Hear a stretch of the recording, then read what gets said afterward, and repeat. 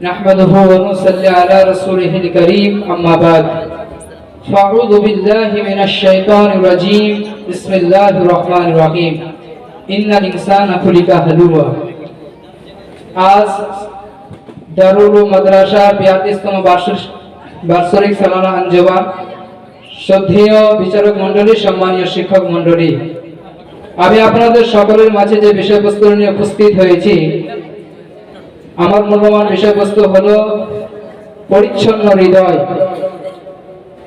এই পৃথিবীতে কয়টা ইউনিভার্সিটি, কয়টা বিশ্ববিদ্যালয়, কয়টি কলেজ আছে যে বিশ্ববিদ্যালয়ে এই জ্ঞান দেওয়া হবে যে পৃথিবীতে শয়তান আছে, আমার আপনার হৃদয়ের কন্ট্রোল ক্ষমতা তার উপর আছে।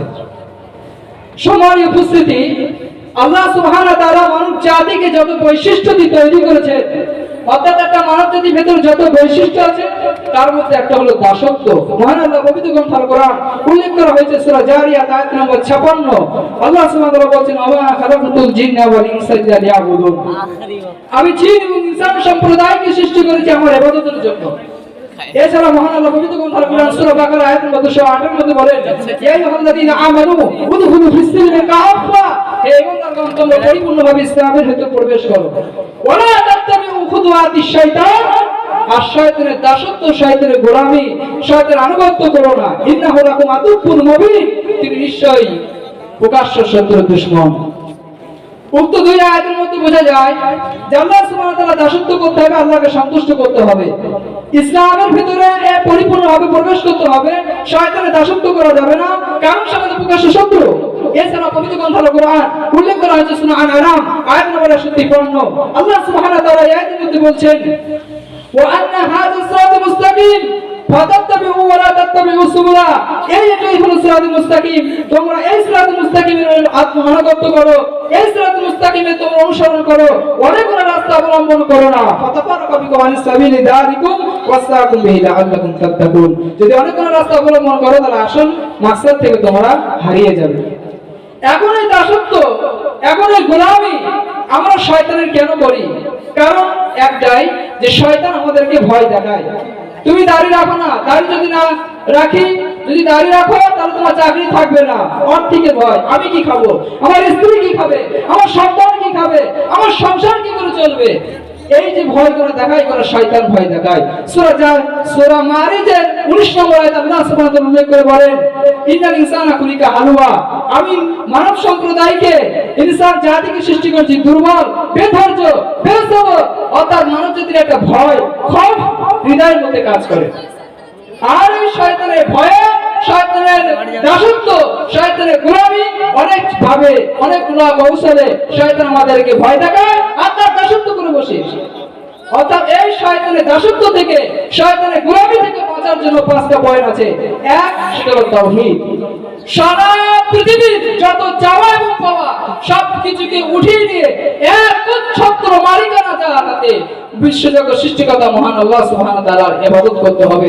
মহান আল্লাহ পবিত্র গ্রন্থ আল কোরআন সূরা নাহল আয়াত নম্বর 36 এর মধ্যে উল্লেখ করে বলেন, ওয়ালাকাদ বা'আসনা ফি কুল্লি উম্মাতিন রাসূলান আন ইবুদুল্লাহ ওয়াজতানিবুত তাগুত, আমি প্রত্যেকটা জাতির কাছে, গোষ্ঠীর কাছে আমি একজন রাসূল প্রেরণ করেছি।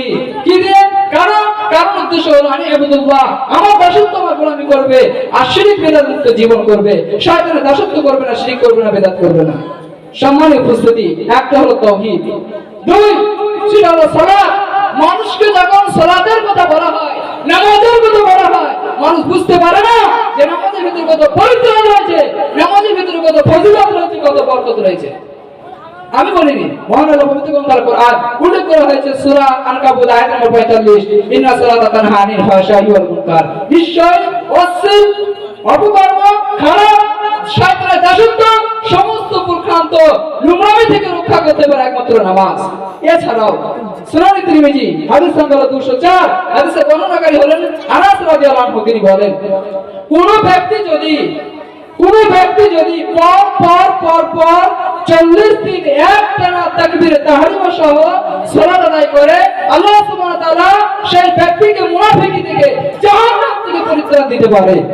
তাহলে দ্বিতীয়টা হলো সালাত। 3 নম্বর বিষয়টা হলো, ইবনে কাইয়িম রাহিমাহুল্লাহ বলেন, 3টা অস্ত্র আছে, যে 3টা অস্ত্র দিয়ে নিয়ে যেতে পারে তার অন্যতম অস্ত্র হলো জিহ্বা।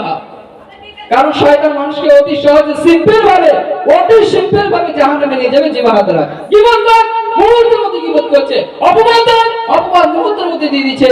এরকম অন্যায় থেকে, দাসত্ব থেকে শয়তান করাতে পারে সেটা জিহ্বা বন্ধ করো। আর এই জিহ্বা দ্বারাই বিপরীত ভাবে আল্লাহর জিকির, ঘন ঘন জিকির করো।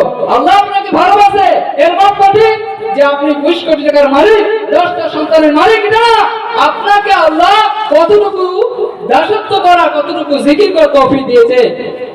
মিসকাতে মাসাবির একটা হাদিস আছে, 16 নম্বর হাদিস। এই হাদিসের মধ্যে বলা হচ্ছে আইনা আলা যিকরিকা ওয়া শুকরিকা ওয়া হusni ইবাদাতিকা, এটা আল্লাহর কাছে চেয়ে নিতে হবে। শেষে একটা হাদিস বলে আমার বক্তব্যকে ইতি করার চেষ্টা করব। এই বিকল্প সালিম পরিচ্ছন্ন হৃদয়ের ফজিলত সম্পর্কে হাদিস এসেছে। সেটা হলো যে সাহাবারা এরকম একটা মজলিসে বসে আছেন, এমন তো অবস্থায় আল্লাহ রাসূল সাল্লাল্লাহু আলাইহি ওয়াসাল্লাম বললেন তোমাদের মধ্যে একজন জান্নাতি ব্যক্তি প্রবেশ করবে। এইভাবে 3 দিন হলো। আমরা বিন আস বলে আমার মনে কৌতূহল হলো যে কি এমন মানে আমল আছে ভিতরে। তিনি 3 দিন তারপরে থাকার জন্য একটা বাহানা দিয়ে ইজাজত চাইলেন। তারপর 3 দিন থাকলেন।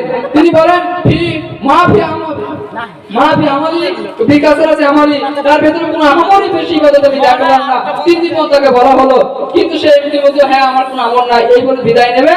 এমন তো অবস্থায় সেই ব্যক্তি বলো শোনো আমার মধ্যে একটা আমল আছে, এটা হতে পারে আমার জানা নাই, তবে হতে পারে সেটা কি আমি যখন রাতে ঘুমাতে যাই সারাদিন কি কি ঘটিয়েছি, কি কি কর্ম করেছি, কাকে বকেছি, কার উপর ক্ষিপ্ত আছি, কার উপর রাগ করেছে, কে আমার 20 কোটি টাকা মেরে নিয়েছে, সকল ব্যক্তিকে অন্তর হৃদয় থেকে মাফ করে দিয়ে, ক্ষমা করে দিয়ে আমি বিছানায় শুতে যাই পরিচ্ছন্ন পরিষ্কার হৃদয় নিয়ে। পরিশেষে মহান আল্লাহ সুবহানাহু ওয়া তাআলার নিকটে দোয়া করি, হে আল্লাহ আমাদের সকলকে, আমাদের অন্তরকে পরিষ্কার করে, আমাদের অন্তরকে পরিচ্ছন্ন করে যেন আমরা সকলকে ক্ষমা করতে